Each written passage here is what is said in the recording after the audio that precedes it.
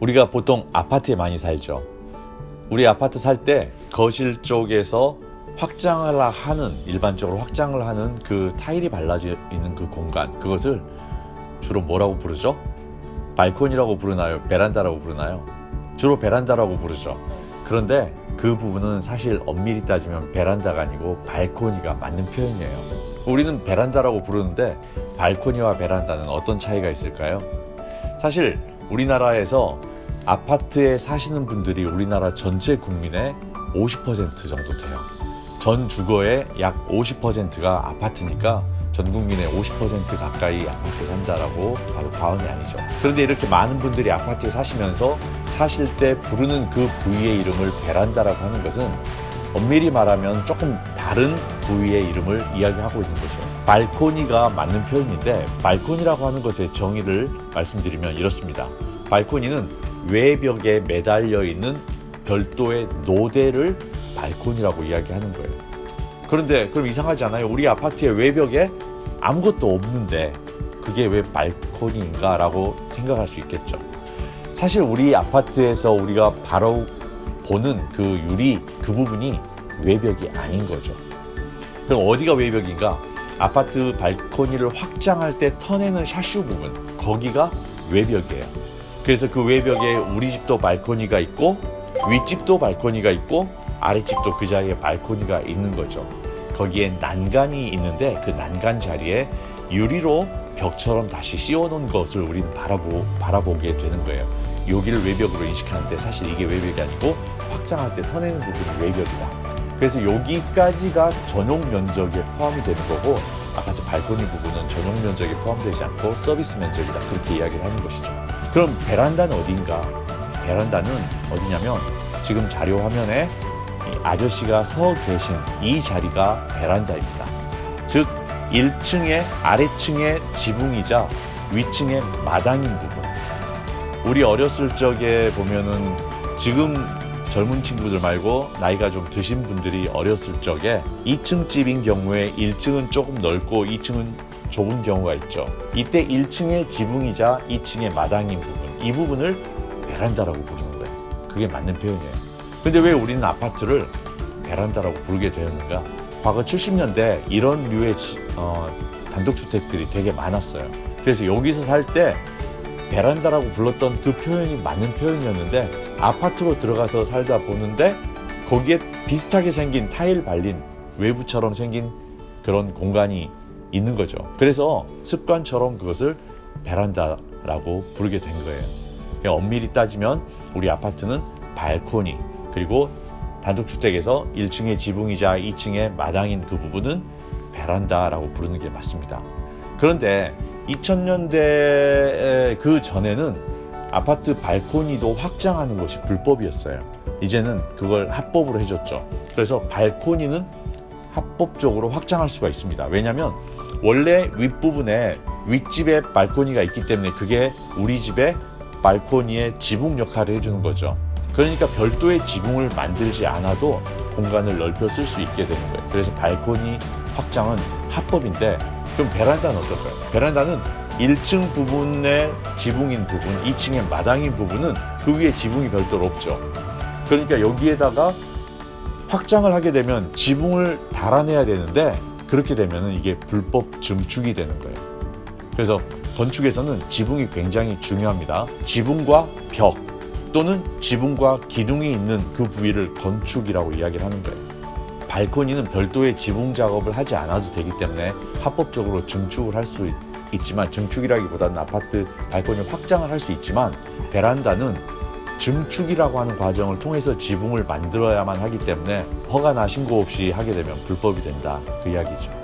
자, 그런데 이 베란다 이 부분이 건물 위쪽이 아니고 1층 땅바닥에 있는 경우 1층에 거실 창을 열고 나가면 데크가 깔려있는 그런 부분이죠. 거기를 테라스라고 이야기하는 거예요. 1층 땅바닥에 있을 때는 그것을 테라스다라고 이야기하죠. 근데 우리는 보통 3층 테라스다, 10층의 테라스에서 만나자 이렇게 이야기해도 의미는 통해요. 아파트에서 베란다라고 불러도 의미는 통하듯이. 그런데 기왕이면 좀 더 정확한 단어를 쓰면 좋겠죠. 그리고 포항 지진 이후로 유명해진 부분이 있어요. 이게 필로티라고 하는 거죠. 필로티는 지붕이 덮여 있는데 외부 벽이 없어요. 기둥만 있어요. 그래서 거기는 내부도 아니고 외부도 아닌 반 외부 반 내부 공간이다, 그렇게 이야기를 하는 것이고, 대중의 보행이나 자동차의 통행을 위해서 만들어진 필로티는 건축법에서도 이제 면적 산정에서 제외하는 예외로 규정을 두고 있기도 하는데요. 이 필로티는 지진에 약한 구조일까요? 아니면 그것과 상관이 없을까요? 우리 PD님 어떻게 생각하세요? 필로티는 지진에 약할 것 같다. 네. 사실 엄밀히 따지면 필로티는 지진에 약하지 않습니다. 지진에 약한 필로티가 문제가 되는 것이죠. 미묘한 차이가 있지만 굉장히 큰 차이가 있어요. 필로티는 지진에 약하지 않아요. 왜?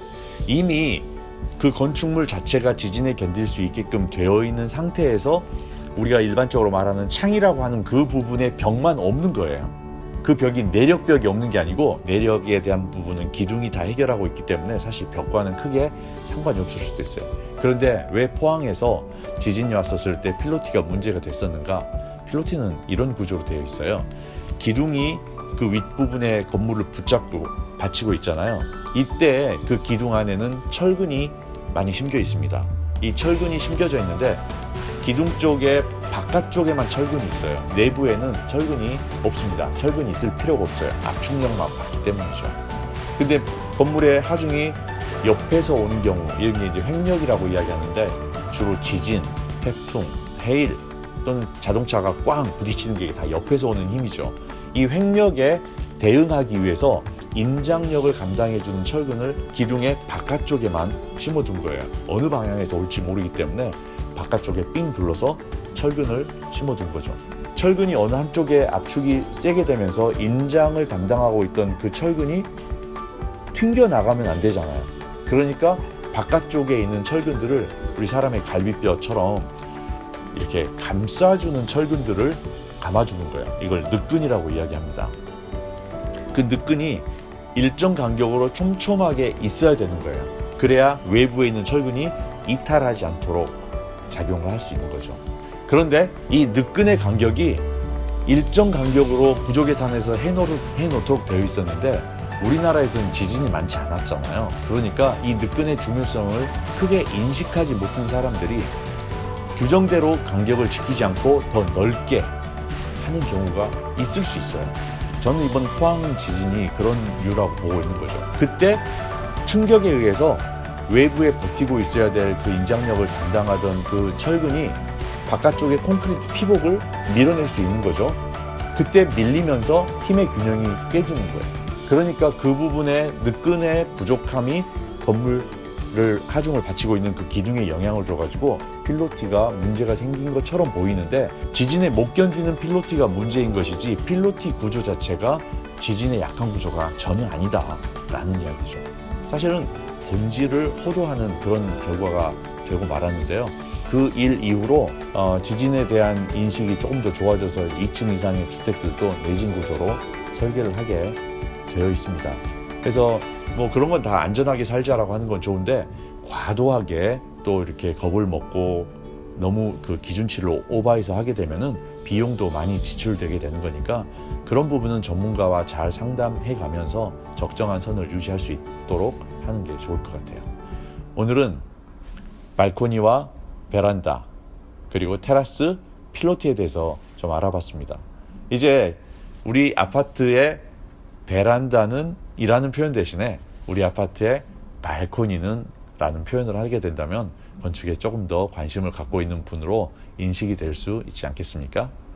오늘도 유익한 시간이 되셨으리라 생각하고 본 영상을 보고 유익했다 생각하시면 구독과 좋아요 그리고 알림 설정해 두시면 다음번에 더 좋은 영상으로 여러분들 찾아뵐 수 있게 되겠습니다. 여러분 시청해 주셔서 감사합니다.